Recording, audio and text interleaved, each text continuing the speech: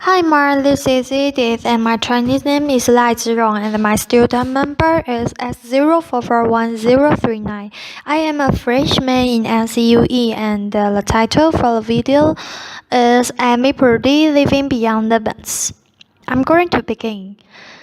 If your life were a book and you were the author, how would you want your story to go?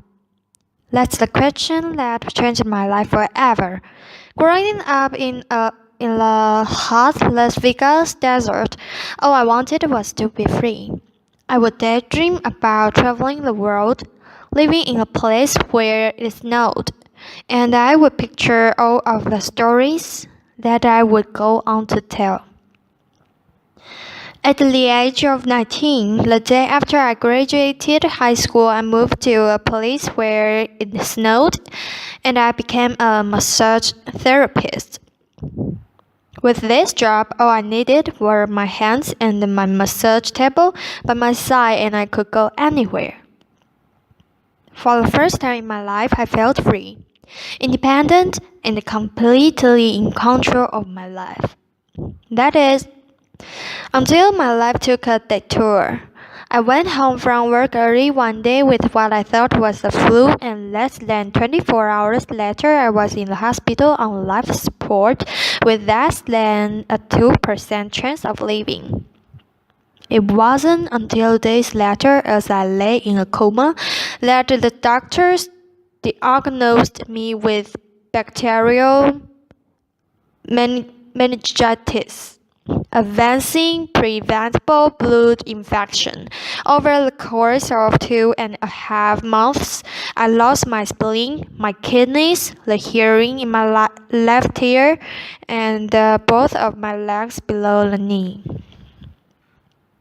When my parents wheeled me out of the hospital, I felt like I had been pieced back together like a patchwork doll. I thought the worst was over until weeks later when I saw my new legs for the first time. The calves were bulky blocks of metal with pipes bolted together for the ankles and a yellow rubber foot with a raised rubber line from the toe to the ankle to look like a van. I didn't know what to expect, but I wasn't expecting that. With my mom by my side and tears streaming down our faces, I strapped on these chunky legs and I stood up. They were so painful and so confining that all I could think was, how am I ever going to travel the world in these things? How was I ever going to live the life full of adventure and stories as I always wanted? And how was I going to snowboard again? That day, I went home. I crawled into bed, and this is what my life looked like for the next few months. Me passed out, escaping from reality with my legs resting by my side. I was absolutely physically and emotionally broken.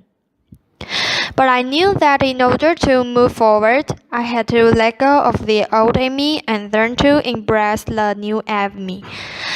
And that is when it dawned on me that I didn't have to be 5'5" anymore. I could be as tall as I wanted, laughter, applause, or as short as I wanted, depending on who I was dating, laughter. And if I snowboarded again, my feet aren't going to get cold. Laughter. And best of all, I thought I can make my feet the size of all the shoes that are on the sales rack. Laughter. And I did, so there were benefits here. It was this moment that I asked myself that life-defining question. If my life were a book and I were the author, how would I want the story to go? And I began to daydreaming. I daydreamed like I did as a little girl, and I imagined myself walking gracefully, helping other people through my journey and snowboarding again. And I didn't just see myself carving down a mountain of powder. I could actually feel it.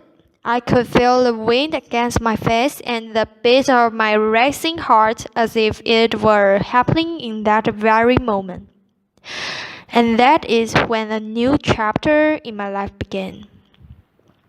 4 months later, I was back up on a snowboard, although things didn't go quite as expected. My knees and my ankles wouldn't bend, and at one point I traumatized all the skiers on the chairlift when I felt and my legs still attached to my snowboard. Laughter. Went flying down the mountain, and I was on top of the mountain still. I was so shocked. I was just as shocked as everybody else, and I was so discouraged. But I knew that if I could find the right pair of feet, that I would be able to do this again.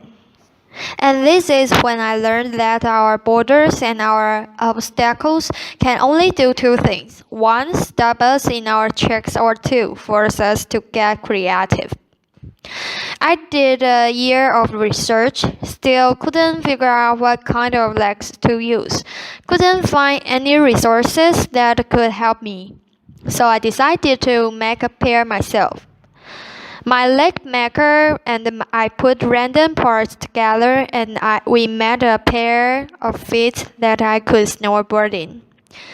As you can see, rusted boards, rubber, wood, and neon pink duct tape. And yes, I can change my toenail polish. It was these legs and the best 21st birthday gift I could ever receive. A new kidney from my dad. That allowed me to follow my dreams again. I started snowboarding, then I went back to work, then I went back to school. Then in 2005, I confounded a non-profit organization for young and young adults with physical disabilities so they could get involved with action sports. From there, I had the opportunity to go to South Africa, where I helped to put shoes on thousands of children's feet so they could attend school. And just this past February, I won 2 back-to-back World Cup gold medals, applause, which made me the highest-ranked adaptive female snowboarder in the world. 11 years ago, when I lost my legs, I had no idea what to expect. But if you ask me today if I would ever want to change my situation, I would have to say no. Because my legs haven't disabled me, and if anything they've enabled me, they've forced me to rely on my imagination and to believe in the possibilities. And that's why I believe that our imaginations can be used as tools for breaking through borders. Because in our minds, we can do anything and we can be anything. It's believing in those dreams and facing our fears head on that allows us to live our lives beyond our limits. And although today is about innovation without borders, I have to say that in my life, innovation has only been possible because of my borders. I've learned that borders are where the actual ends, but also where the imagination and the story begins. So the thought that I would like to challenge you today is that maybe instead of looking at our challenges and our limitations as something negative or bad, we can begin to look at them as blessing, magnificent gifts that can be used to ignite our imaginations and help us go further than we ever knew we could go. It's not about breaking down borders. It's about pushing off of them and seeing what amazing places they might bring us. Thank you. Thank you for listening, Mark.